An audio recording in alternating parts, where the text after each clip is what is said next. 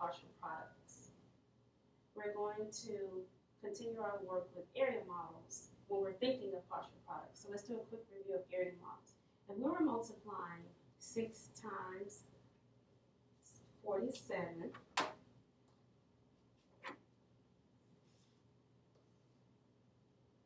we would break apart one of the factors, and that factor would be the 47. So we would have 6, and we would break apart the 47 into 40 and 7. Then we would multiply. We would think to ourselves, what do we need to multiply? 6 times 40 would be the first thing that we need to multiply. And we will record our thinking as we're working through this. We know that we look at basic facts. 6 times 4 is 24. And then we need to look at the 0, and we keep that as part of our product. So 6 times 40 would be 240. Then we would multiply 6 times the 7. We'll record how we're thinking. 6 times 7 is 42. And we will record this part in the area model as well. Then we would take the two partial products for 240 and 42 are both partial products. They are not the entire product for 6 times 47. We take the partial products of 240 and 42 and we add them together.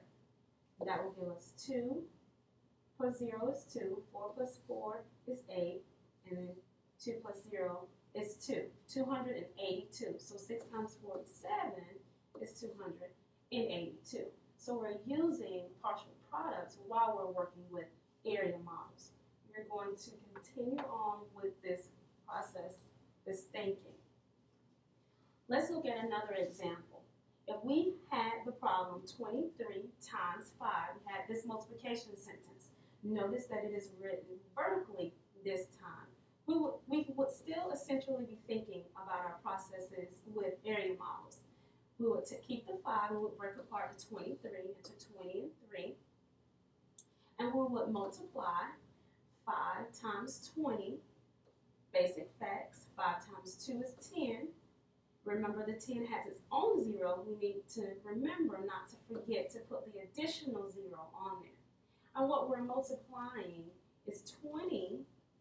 This 2 is really not a 2. It's really a 20. 20 times 5 here. We would record 100. Then we would continue on with this process, multiplying 5 times 3, and that would give us 15. So we're multiplying the 3 and the 5 to get 15. And when we add, 100 plus 15 is 115.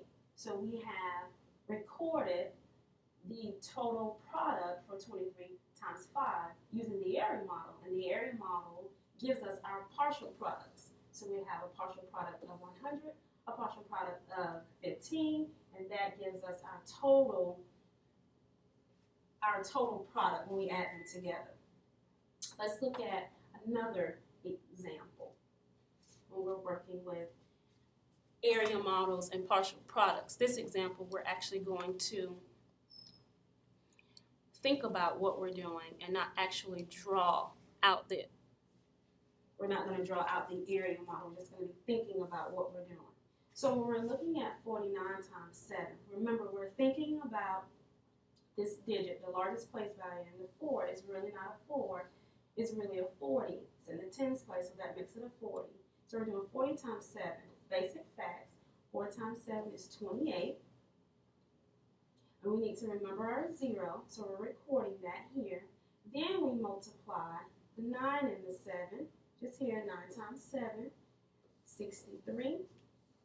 And we add 280, which is a partial product, to 63, which is also a partial product. And we're going to get 0 plus 3 is 3, 8 plus 6 is 14, and 2 plus 1 is 3. And that will give us our total product for 49 times 7. So we're thinking about the same process that we used when we were working with area models to pull out the partial products to be able to record them without actually using the area model. So remember, we're moving from the concrete to more abstract. And now we're looking at partial product. Again, 78 times 4. What should you be thinking about when you are multiplying this? So we should be thinking about the number 7 and realizing that it's really not a 7. It's really a 70. That's what we'll be thinking about. We'll be thinking that this is really 70 and then times 4. I want you to continue on from here and get the final result. You practice this problem, the rest of it on your own, get the final result, and we'll talk about it in class tomorrow. Remember to use your journal to do the second part of your assignment and to also go on to Edmodo to let me know that you have watched the video. That's all for now.